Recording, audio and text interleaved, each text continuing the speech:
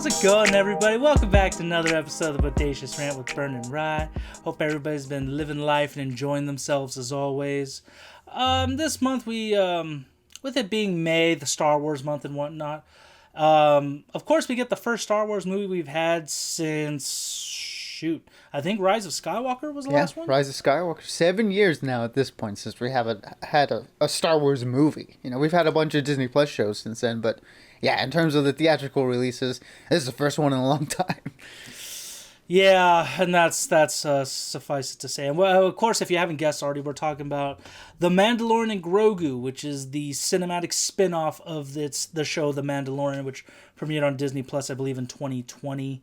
Only has 3 seasons on there, which I believe that's all they're leaving it at. And this is a spoiler-free review. We're not going to ruin it for y'all, even if whether we like it or hate it. So if you did happen to like this movie, you like Star Wars, or again, you just enjoy me and Bern talking and whatnot, feel free to give us that thumbs up to show your support, ring the bell for notifications, and of course, subscribe. We appreciate you all for that, and this is the way, our way, really. So just a recap of the show. The Mandalorian is essentially, for those of you who haven't seen the show amazingly, but then all of you some of you may not have Disney Plus, which is totally fine. Essentially, The Mandalorian is a show about a bounty hunter who dons the armor of Mandalore. He's a foundling, an adopted member of that society, and he carries on their traditions by taking out big bounties, whether they're criminals or members of the old empire, because this all takes place after the original trilogy, before the new trilogy. So, and this movie is essentially takes place after season 3, in which Mando and Grogu, which is little baby Yoda, are working not only for the New Republic, and they get a spicy job that involves old criminal legacies of the original trilogy, and it just gets them in a sticky mess, which is a horrible summary. I apologize, but I don't want to spoil it for you guys. And I remember when I first started watching it, that was one of our first shows that Bern and I ever reviewed on our channel. I think the first 2 seasons are some of the best Star Wars, IPs that we've gotten within that franchise. Just some of the best materials we've gotten. They were amazing, very Western themed, very crime thriller. Very almost like a John Wick in a way of Star Wars. But then we got Andor, which is now the best Star Wars show I think I've seen. And the 3rd season of The Mandalorian and Grogu, I remember we reviewed it. I don't remember how much I liked it, but the more I think about it, I'm like, that season was a big letdown. And unfortunately, this movie does not save that legacy whatsoever. I thought this was just very... while I gather my thoughts for a more coherent statement, Bern, what did you think about this? I feel like you and I both, when we saw the trailers, were like, this is it? This is what we're getting? We're instead of another season or anything, we're getting a movie out of it. But what did you think about it, like, going into this, and what were your thoughts during the movie? Yeah, I mean, had you asked me about 5 years ago if I would be excited for a Mandalorian movie, I would have been emphatically like, yes. Like, I definitely want to see these 2 characters on the big screen with, a movie budget, and, seeing Star Wars in the cinemas again, with these guys. Because, yeah, like you, I loved the first 2 seasons of The Mandalorian. And the 3rd one was, not as good, but it was still entertaining. But definitely a step down from the first 2, which I thought were, like you said, some of the best Star Wars stuff that we had gotten up to that point, at least in my opinion. So, in the lead up to this one, again, post season 3 of Mandalorian, where they made a lot of creative decisions that I didn't really love, in particular the reuniting of Mando and Grogu, which was done in the Book of Boba Fett, for people who don't know that. This one had a pretty big uphill battle for me, and the trailers that we had gotten in the lead up to the release of this movie didn't inspire any sort of confidence in me, in thinking that this would kind of just be nothing more than a big budget episode of the TV series. That's just kind of the feelings that I had coming into it. And that was the fears that I was thinking of when as we got closer to release. So having seen it now, While that is the case, I do believe that this is sort of like a bigger budget, episode of the series. It wasn't nearly as bad as I was expecting it to be. I think the word for this movie that kind of sums everything all up is that it feels safe. I feel like maybe like Lucasfilm and Disney are kind of in that spot, post Rise of Skywalker, post sequel trilogy, where they're a little bit afraid, it seems like, to sort of push things in terms of like the theatrical side of Star Wars. Certainly, we've had a few swings, on the Disney Plus side, but I think that is a little bit of an easier task because you can just pop that on your TV screens. They're not asking you for like $20 more, right, to watch the shows on there. Like you get what you already paid for the subscription, so you get to see the series. So there isn't that much of a price of admission for that. But for a movie, again, post those movies that left the fandom kind of fractured.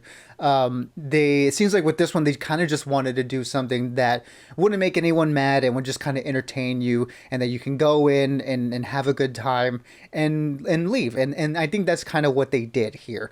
That's not to say that certain elements aren't excellent. I think there are some really good elements in this movie. I think the action in particular here, I think Jon Favreau has shown in the past that has a knack for creating really fun and exciting action sequences, and we certainly get a pretty good amount here. And for the people who enjoyed the action scenes of Mando and Grogu in the Disney Plus series, you're going to get that on a bigger scale in this movie. And from the get-go, they show you where they're putting the budget to use, and that is in these really big elaborate sequences that are admittedly a lot of fun. So that was really cool.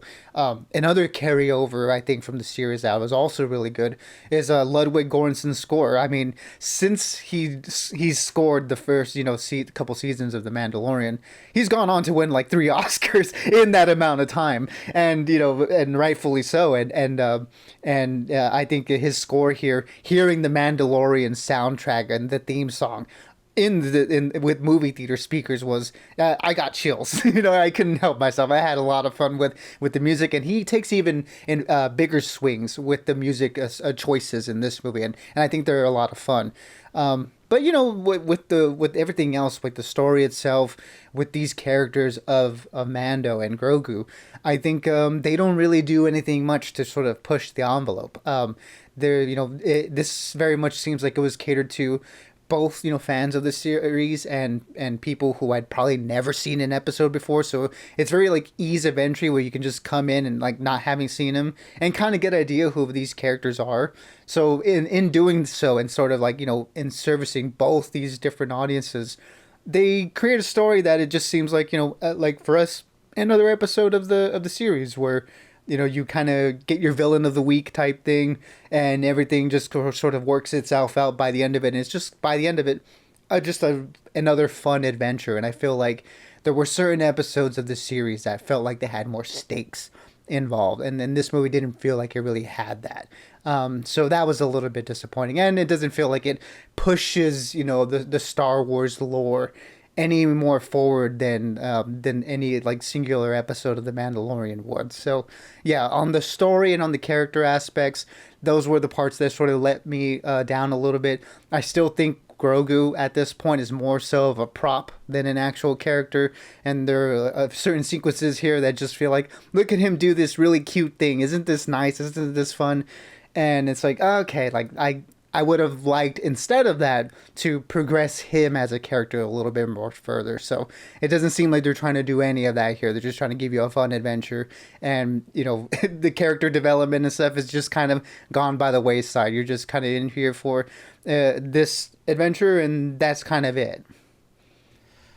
I mean, you pretty much said everything that was on my mind about it. I think the action was great. Grogu and the little Enzelins, or the Babu freaks of this universe, were adorable. My favorite parts, honestly. And I honestly really liked Jeremy Allen White's Rada the Hutt. I think he was actually a really cool character instead of just being kind of like a throwaway. But that's, I think, my biggest problem with this movie, is that this just doesn't really have any substance to it. Like, I'm not expecting... I'm not expecting the same level of storytelling as Andor. It'd be great if we did, because that had a lot more context to it. But I just feel like Star Wars, like they're kind of in a disarray. They don't know what to do with this character. Because I saw some things, I don't know how, if they're just clickbait or not, but Star Wars is trying to reach out to younger audiences, but it's not working.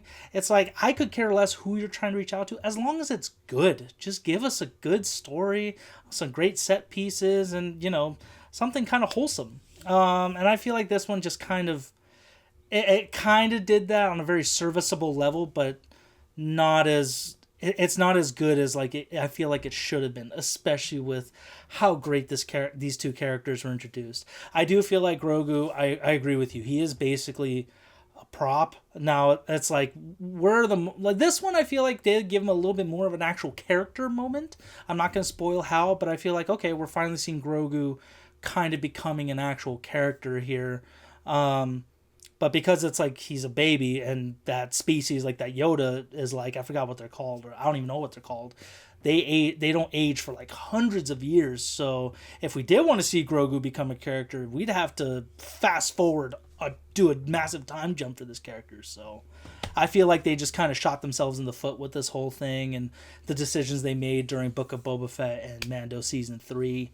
So with all that being said, I feel like this movie, while it does have some good moments and some promising things, it's very flat and just doesn't really scratch that Star Wars itch. It doesn't really, it doesn't make me more excited for anything Star Wars. So I'm going to give this one a 3 out of 5, a very soft 3 out of 5, almost a 2, where I feel like if you like Star Wars, this'll be fine. Some people were applauding it, so if that gives you anything, some people really liked it.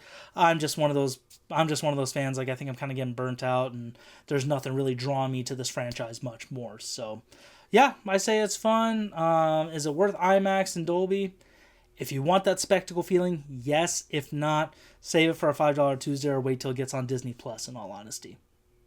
Yeah, I think a soft 3 out of 5 is where I land here as well, because the movie, even despite my misgivings with it, I think does the things that a summer blockbuster, or that you want out of a summer blockbuster to do, right? You have really fun action, you have really cool VFX, you just have a fun time at the movies. It's just, me as someone who's been a Star Wars fan all my life, it's like at this point I want something a little bit more than that. I want them to push the envelope, and like you said, even though I'm not expecting something on the levels of Andor with this, right? I wasn't even expecting that with the series itself on Disney Plus with the Mandalorian.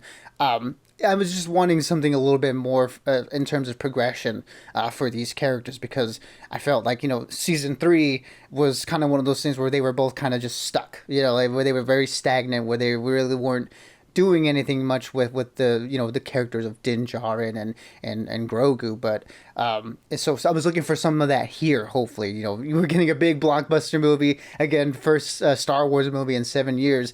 My expectations for the story and the characters were much more than what we ended up getting, but what we did get was a fun time, really cool action sequences. It's just like your kind of standard summer blockbuster where you're gonna go in, get a big tub of popcorn and soda, and enjoy yourself for 2 hours. And if that's kind of all you're looking for, you can do far worse than this. And I think that in terms of those things, it definitely checked those boxes. But as someone who's a fan of the series, it left me wanting a little bit more. So that is a little bit unfortunate on my end. But like we said, 3 out of 5, still had a good time. Wish for something a little bit more.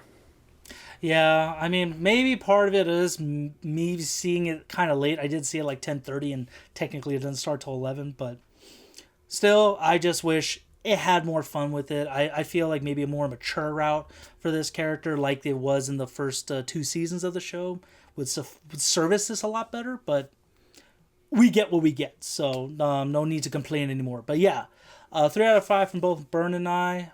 For those of you who happen to watch it, let us know what you thought about it in the comments. No spoilers, of course, for everybody. But as always, everyone, I hope everybody's doing great. You all have a great Memorial Day, and stay bodacious and keep on ranting for us.